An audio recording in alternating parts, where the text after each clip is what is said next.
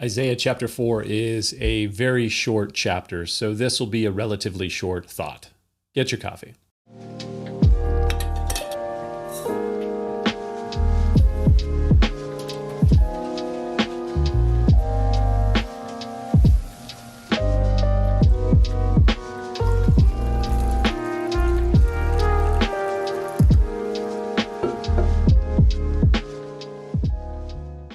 I began systematically studying through the scriptures in about 1998 and then regularly teaching them in 1999.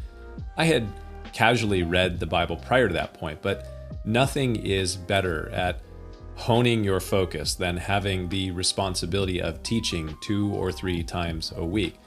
But for the first 7 years or so of teaching, I stuck mostly with the New Testament epistles and the larger narratives of the Bible.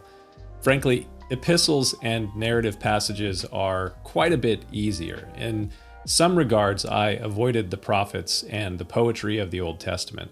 My avoidance wasn't necessarily intentional. I just wasn't teaching through those passages, and I didn't feel compelled to study them in any significant way if I wasn't teaching through them. But in the fall of 2005, I was asked by the Bible college that I was teaching at if I would consider teaching through the book of Isaiah in the spring of 2006. I like a good challenge, so I accepted the offer. And I spent the next several months studying Isaiah, studying the history that surrounded the 7th and 8th centuries BC, and other secondary source materials. And one of the things that I didn't really expect or consider when I was beginning to study and teach Isaiah and then Jeremiah several years later is that reading, studying, and understanding the Old Testament prophets, the prophets as individuals, begins to affect you in the way that you see and respond to the things that are going on around you or in the world.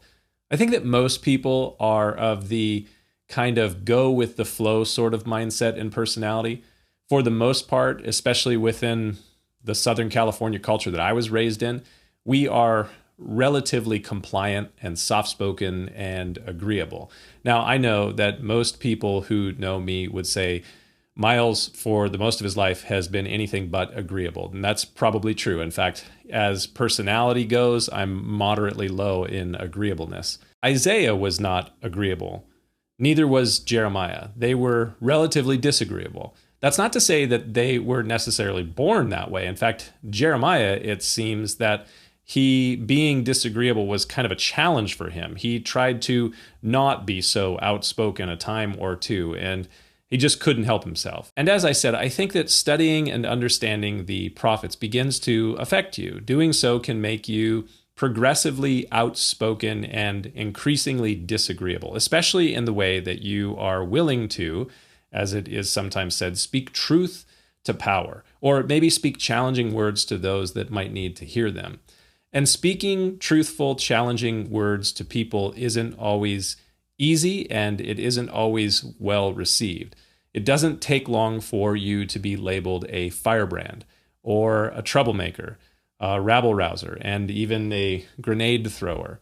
All things that I have been called, labeled, or told that I am.